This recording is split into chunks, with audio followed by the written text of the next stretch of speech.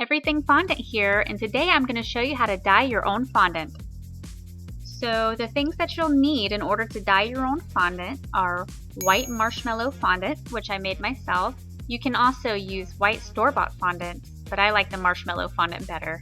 You'll also need some shortening, Wilton gel dye in your color of choice. Today I'll be using leaf green, and finally a toothpick.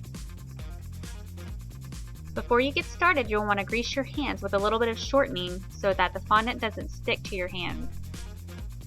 So the first thing you want to do is take your dye and use a toothpick and get some color out with it. You can scoop a pretty liberal amount onto the toothpick.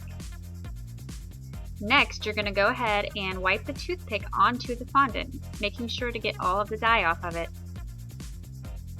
You may want to add just a little bit more dye in order to make the green a little deeper. The more dye you add to the fondant, the deeper the color will be.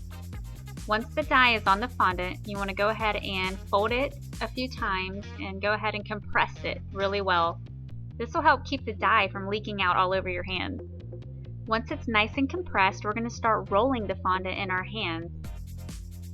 This will allow the dye to get incorporated evenly.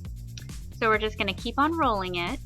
Make sure that we keep it pretty even the whole time. And as you can see, the dye is starting to spread all throughout the fondant. So it's pretty repetitive. You just want to keep rolling and keep folding it in half and just continue to keep rolling. And eventually it will all even out in color.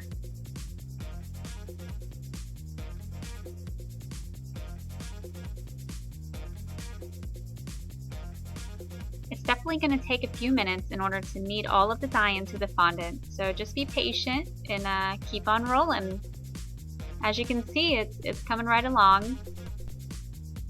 Your goal at the end of this is just to have a solid color. As you can see, there's still a few white streaks in this, so you just want to keep on kneading it until there are no more white streaks. Just make sure to keep on rolling it as well, because like I said, when you roll it, that helps distribute all of the dye evenly throughout the fondant. And as you can see, we have a solid color green. And it only took a few minutes. So you can pretty much do the same thing with any color that you'd like in the Wilton dye gels. Thanks for watching my video, and if you have any questions, feel free to leave a comment below. Good luck and have an awesome day.